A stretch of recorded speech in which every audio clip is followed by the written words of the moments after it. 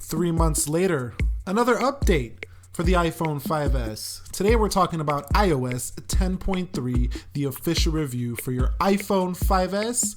Let's go.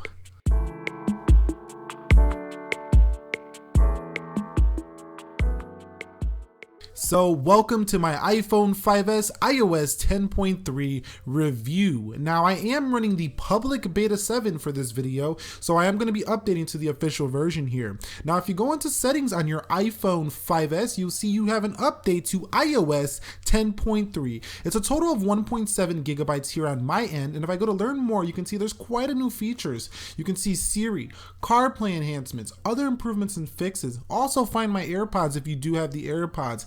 Now, there is plenty of bug fixes as well as podcast widgets, and there are some 3D and touch enhancements, but you're not going to get those here because you don't have 3D touch here for the iPhone 5S. Now, before I go ahead and install this update, I do want to go to About and see how much storage I do have left. So I do have 3.37 gigabytes left on the iPhone 5S, and let's see if we gain anything here. So I'm going to go ahead and hit download and install here on my iPhone 5S, and typically we're going to run through the process here of downloading and install. It took me about 20 minutes here, and I am now in iOS 10.3. Now it's going to tell you update completed, and you're going to have to run through the process as if it was a new iPhone. You can see these new circles for the password is a new feature within iOS 10.3. So welcome to iPhone. We're now in the official release. So let's go into settings here and go into general and see if we gained anything here on the storage. So going back into the about section, you could see 3.3 gigs. So I gained 300 megabytes. You might gain more if you're coming from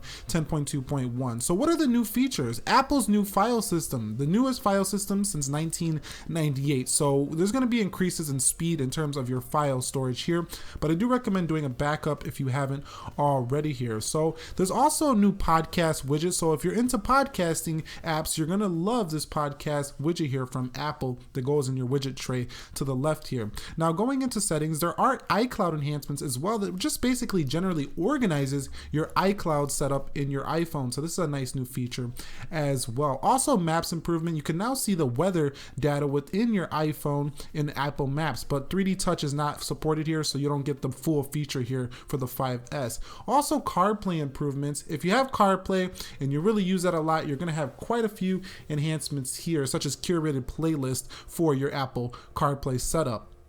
Also improvements to the 5S and the ability to say cricket scores. What were the Indian cricket scores?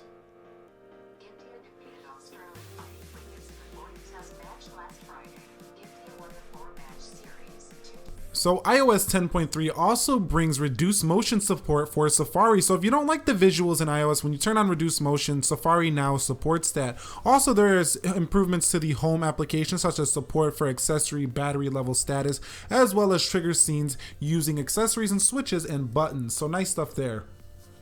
So you might be asking yourself, Nick, okay, I get it. I get the fact there's new features. I know what they are, Apple's file system and everything you've just explained, but how is the performance on iOS 10.3? That's what I'm really interested in. And I can tell you it is a little bit better than it was on 10.2, a little bit more buttery smooth. And I think that the animations are a little snappier here for iOS 10.3 in the visual aspect. They just look visually more pleasing than they did on iOS 10.2.1. They were a little bit more choppy there. But overall, the phone is okay. It runs okay. It's not blazing fast even here on 10.3. An iPhone 7, 89 CPU Apple device is still much quicker. But we're going to do more speed tests and performance here in the future. But just rest assured that iOS 10.3 is pretty snappy and generally performs well here for the iPhone 5S. Just not blazing. So that pretty much wraps this review up of iOS 10.3 for the Apple iPhone 5S. And you might be saying, Nick, I understand all the new features, but I just want to get your recommendation. Should I update to iOS 10.3? I'm coming from 9.3.5.